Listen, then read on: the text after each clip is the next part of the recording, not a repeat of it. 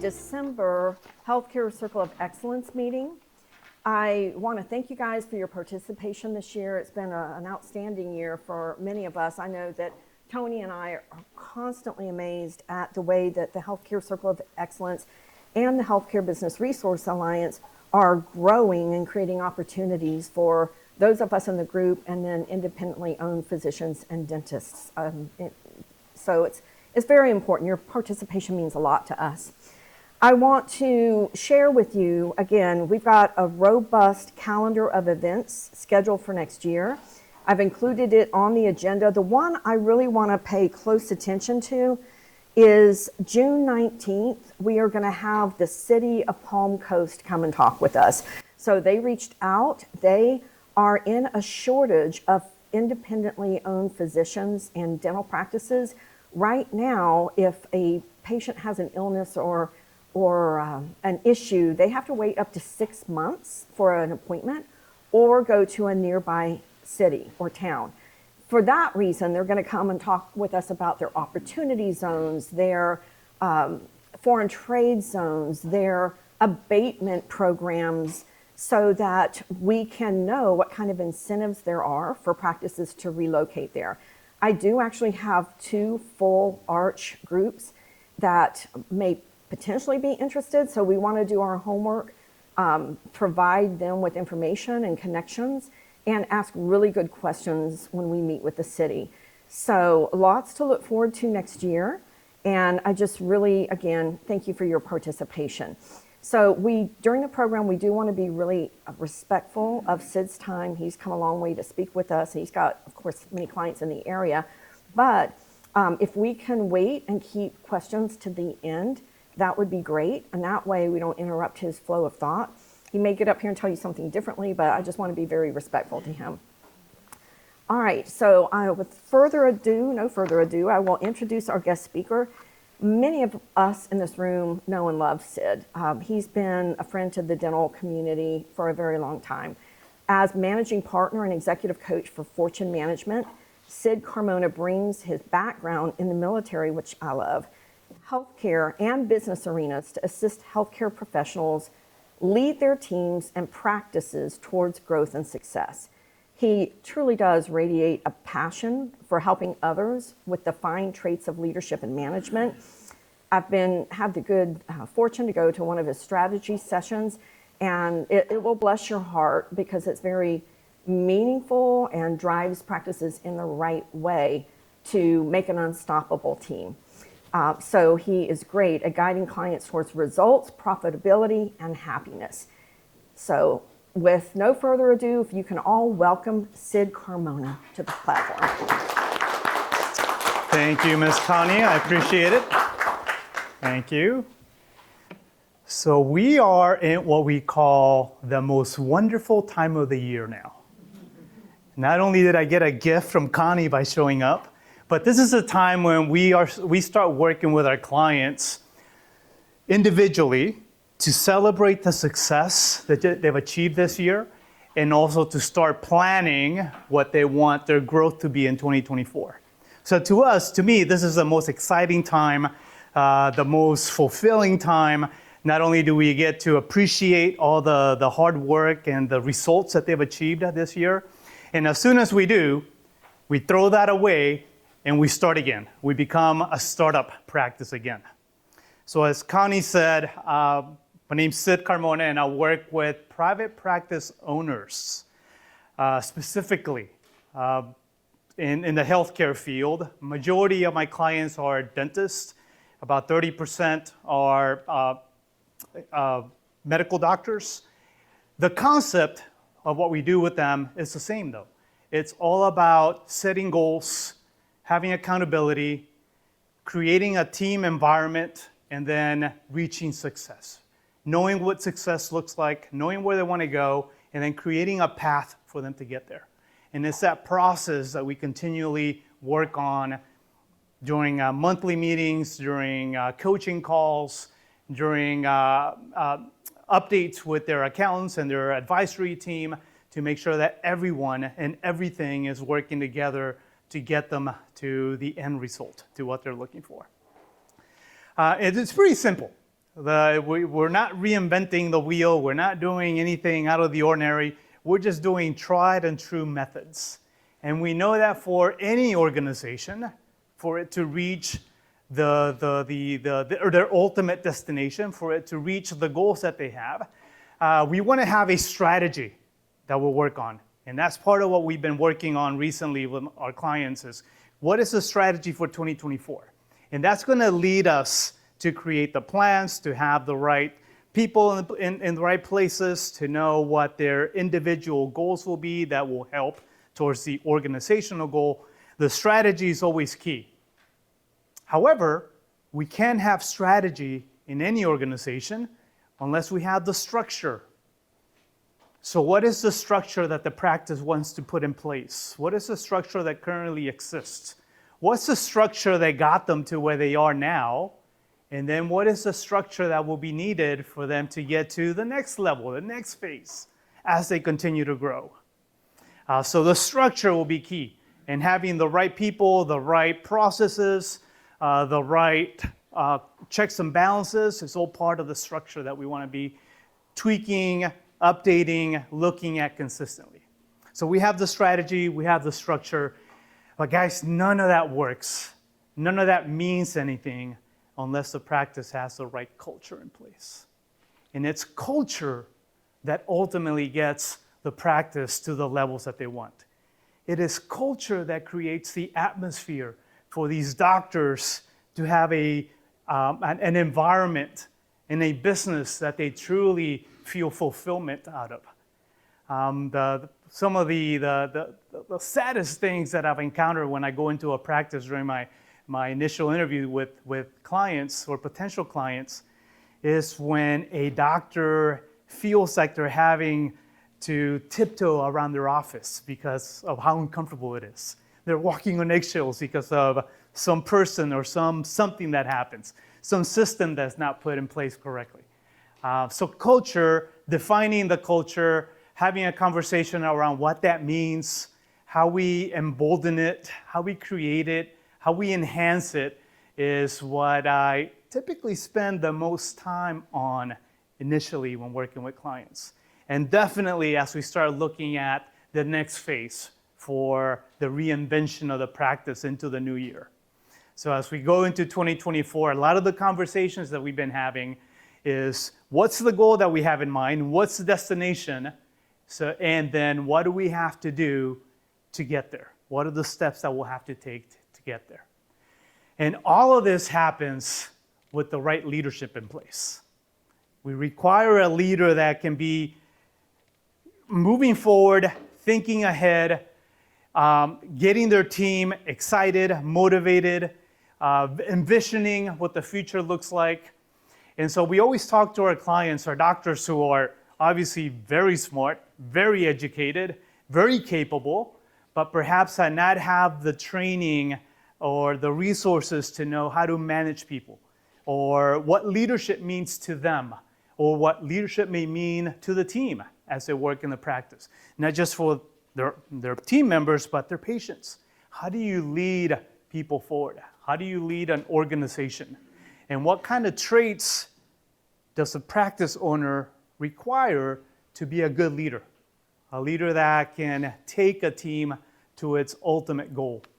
And so we've shared some of the characteristics that, from our experience, differentiates capable leaders from people that are striving or just running in place trying to move forward. And I pointed to some of them on the board. Obviously, you have to have the right belief system. Leaders have to have empowering belief systems. Believe that when something is written down, that something can be accomplished. Believing that the people that you have around you are the people that can lift you to the goal that you want. Believing in the industry that you're in. Having positive and empowering mindset around the world and your community and your place in the industry that you take part of. Belief system is something that can motivate other people, and it draws people to them as a leader. Having the optimism having the optimism to look at things when perhaps they may not be going as you planned, but look for something good in the situation. Look for, more so than being blind to the situation, looking at situations as from a point of view of a glass half full rather than the glass half empty. And if you look at things, if you make an effort to look for what's good in the situation, then that can inspire others to think differently about what could be done and maybe enhance on what the options are to continue moving in the direction that you want. Leaders, empowering leaders, need to have the courage to do the right thing. The courage to do the right thing when perhaps it may not be the easiest thing. All of us that work with healthcare providers know situations when you have to truly dig in deep and know that perhaps what you're doing, because it fulfills your vision, it fulfills what your role is as a leader, may not be what the quickest thing to get to what you want to be, but it's the right thing to do to what you want to be, to get to what you want to be. And obviously that's courage. And courage is something that you can develop and continue improving. Preparation, having a teamwork, having the belief system and the actions that can move you forward. Just as important for every leader that we talk to, especially healthcare providers who tend to be very analytical, very specific in their decision making, we need to have decisive leaders that run practices. They need to be willing and able to get comfortable with being able to make decisions with only partial information. Sometimes we encounter doctors that have paralysis analysis, and getting them out of that sphere requires some training and some confidence, but that process is what creates an empowering leader that can then take his team and keep them focused on what they want to achieve. These conversations are something that we continue improving on and enhancing with our clients, especially as we go from 1 year success to the next. As anything that we talk about, it all starts with the vision. Our process is customized. We want to make sure that we're helping our clients reach what they want for themselves, what they want for their teams, what they want for their patients. And that's specific to each provider. And that's what we refer to as their vision. What is the vision and how do we articulate that? How do we articulate it to a way where their team can also participate in their vision? A way in which they can fulfill that vision and even market that vision to their community, because that vision will attract the type of patients that they want to cater to. We always remind our patients, our clients as doctors, as it is for us. They may not be the right doctor for every person out there. Like, I'm not the right coach for every practice out there. However, knowing and being specific as to who your ideal client is, who your ideal patient is, what the vision is that's driving you forward, the reason why the doctors open their practice, why they decided to go into private practice. That vision is one that has to be consistent in everything that we do, in every planning conversation that we have, and in any execution of the plan, so that it's moving them towards their ultimate destination. That vision is both structural, as to how big do they want their practice, by how much do they want their practice to grow, how many patients may it entail, how many more team members they may require, the marketing that they will do. So it's a structural part of vision, as well as a philosophical vision. The why they do what they do. Why do they get up in the morning? Why should this team drive and work at this office Monday through Friday? Why choose to work with these individuals around them? What is the why that propels them to move forward? And especially when There's rough waters ahead. How do you make sure that the vision is something that it's consistently being spoken about, directed, thought about, described, shared? That's one of the roles that we have our clients always take the lead on. As doctors, many of them in their own offices, in their own practices, they're the biggest producers in their business. One of the things that differentiates our industry, our clients as the owners of the business are sometimes the biggest producers in the business. So we want them to be focused on that. Be great clinicians, be great diagnosticians, be great influencers of people, as well as keep the team focused on the vision. Keep the vision front and center, because we know that that's what will drive them to success. And part of that, want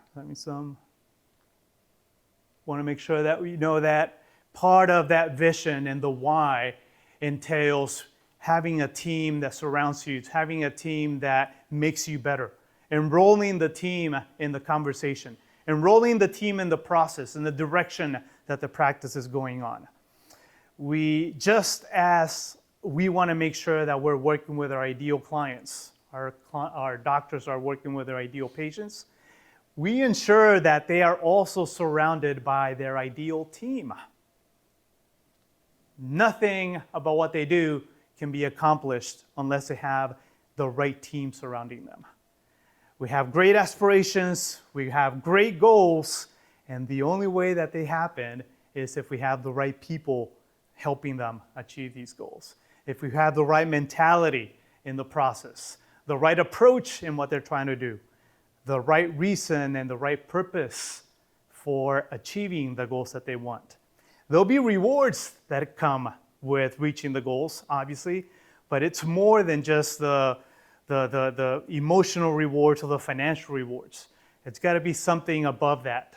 And enrolling the team in this conversation, giving them an opportunity to define and input into what the vision is for the practice, to even contribute to what they want success, how they want to define success the following year. By how much do they want to grow? Who do they want surrounding them?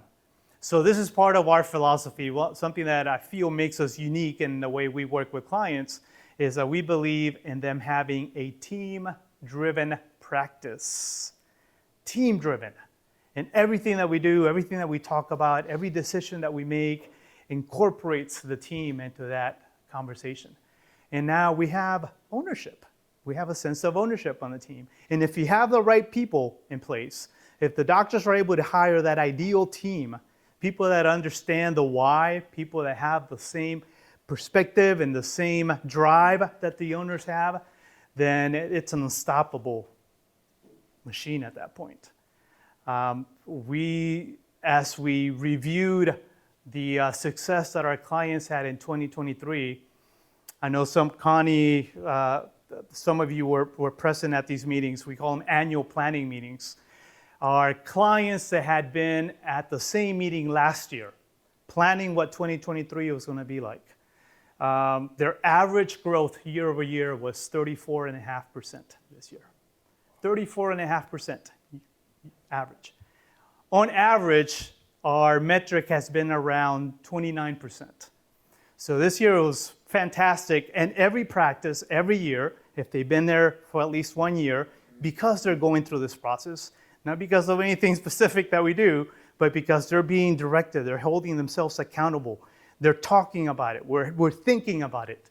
The growth is specific to the goals that they set, they're driven, and if they set goals of growing by 30%, it follows that. Not only do they meet them, this year they exceeded those goals. So that is the process. That is something that keeps me fulfilled and keeps me excited working with clients that experience this type of growth. This is impactful not just to the owner, but to the team members. We have a process, every office that we work with happily implements a process that they call a profit-sharing bonus, which goes back to the team-driven mentality. As the practice grows, As the business grows and does well, so does the team. So everybody wins. It's a win-win. And specifically in our industry, the only way that that happens is if we're taking care of patients, if we're doing good for patients, if we're actually keeping them well, keeping them healthy, taking care of them, having them come back and see us on a regular basis. The only way that we can achieve success in this healthcare industry is if we're doing right by our patients. So it's a great process by which we take a doctor, the vision for why he opened this private practice, the team that he's brought on board, the community that he wants to help, and then the success that they're able to experience. Again, with the vision, we want to make sure as we start doing our annual planning process is that we take care of the business as a whole. Part of the doctor's responsibility, besides taking care of patients, is to make sure that they take care of their business. Business becomes the other entity that they have to put focus and attention on. So we divide the business into 5 engines that continue building not just the healthcare business, but any business, driving it forward. Obviously, the organization, how the business is set up. What are the processes that we have in place, the systems that we have in place? The clinical and technology engine. What are the things that they want to implement next year? Services that they may want to provide, equipment that they may need to get to that level. How do we tweak that with the vision that they have in place so that it's consistent with what they're delivering rather than with the latest thing that's come in the market or the last thing that someone showed them who walked into the office? Once we have a plan, we can run with this plan, and it's much more helpful and impactful in that manner. The sales and marketing engine, not just for our clients, but for any business. How do we market? When do we market? How do we measure the return on that marketing investment? What is the ROI on any decision that we make?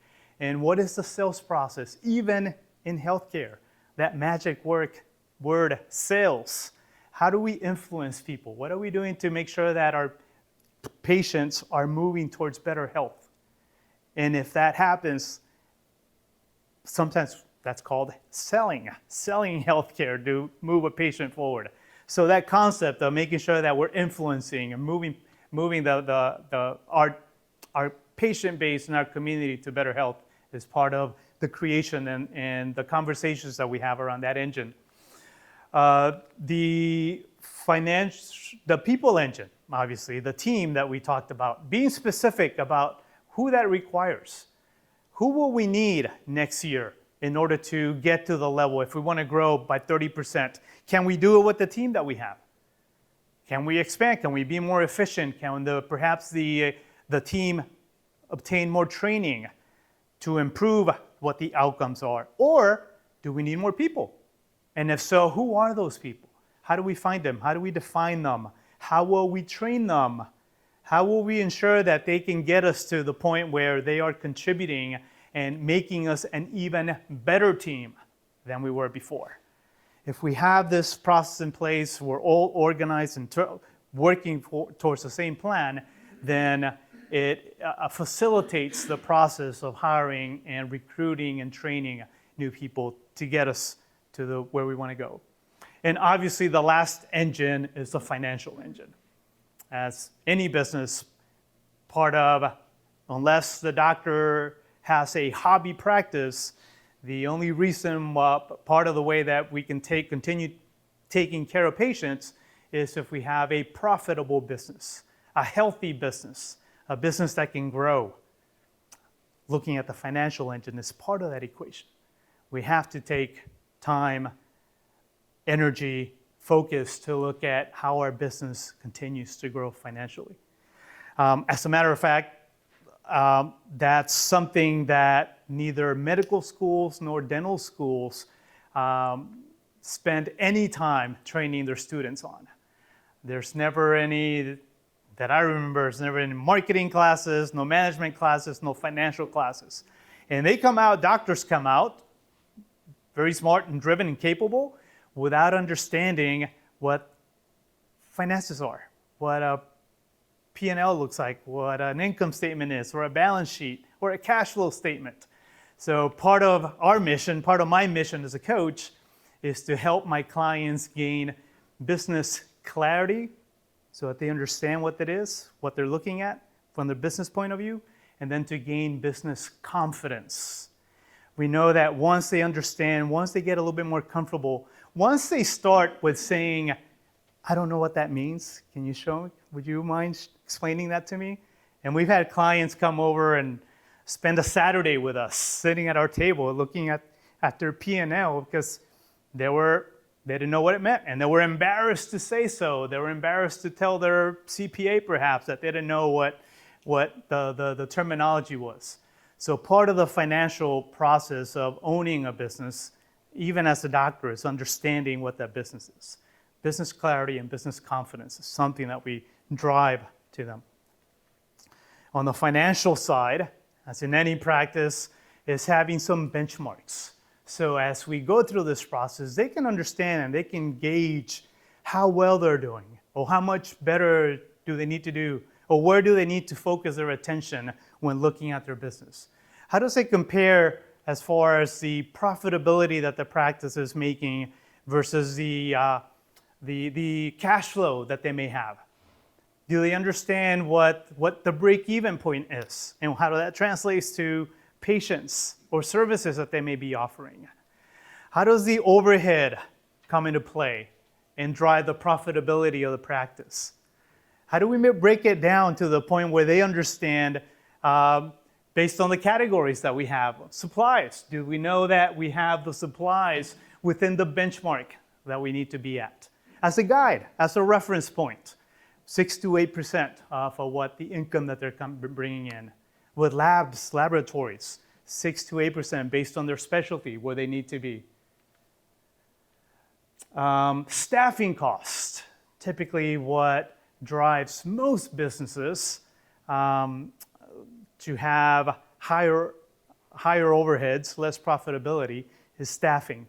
We walk into offices sometimes that have staffing percentages in the high 30s, 40%, and it's a matter of bringing it down to industry averages, where they can be in the 25 to 30, 20% on some specialties that have more efficient processes in place. That's when we talk about having a team-driven practice, we go to the point of making sure that the team understands what that staff percentage is every month. They're also part of that. It's their income, whatever their wages are. They can make decisions. We have teams that have been doing this for a while and have the systems in place where the team decides when it's time to bring another team member into the fold. Understanding that that's going to cause the staff percentage numbers to go up, the totals to go up. So they also have the concept that for them to do that, we also need to increase revenues so that the percentages can stay within the benchmark. Part of what I mentioned earlier with having a profit-sharing bonus plan, it's based on what the staff percentage every month is. If the team can support the practice and help maintain those percentages within the threshold, within the ideal number, any overage is what becomes profit in our terminology, and what the doctor shares with the team. So this is what drives eventually to having a profit margin of 40, 50, even 60% in some of the practices that are more efficient. And that is significant. That's life-changing. To do that, to have those conversations, once we understand and we continue working on these concepts, it's an ongoing thing. It's like all of us, continuing to study, continuing to fine-tune our skills, continuing to have those conversations. We always look at that and concentrate and talk about the 5 business engines, talk about the results, talk about how we're measuring compared to last year's numbers, compared to industry numbers, compared to regional numbers, just so that we can have a basis of how we're growing. But internally, we want to make sure that we are creating a path for ourselves, that we are deciding the numbers and the vision and the outcome that we want for 2024. So just like any other goal that we have, that we set for ourselves, we have to start with the end in mind. What is the result? What's the outcome? How do we make sure that we create SMART goals that are specific, very clear, very detailed? I want to know specifically, we're going to grow by this percentage amount or by this dollar amount. And then we want to work it backwards. If we want to grow by another 35% again year over year, what does that look like? What would that get us? And then how many days will we have available to do that in? Who do we have that's going to be providing those services? What does the daily totals have to look like? Having these conversations and knowing based on what the outcome is, what the result that you want, then it allows us to then mastermind, come together as a team and create steps and processes that can get us to that outcome. We go into detail with our clients so that all of my clients have already looked at the entirety of 2024, and they've determined first the time off that they will have. What are the holidays? What are the weekends or days that they may not work?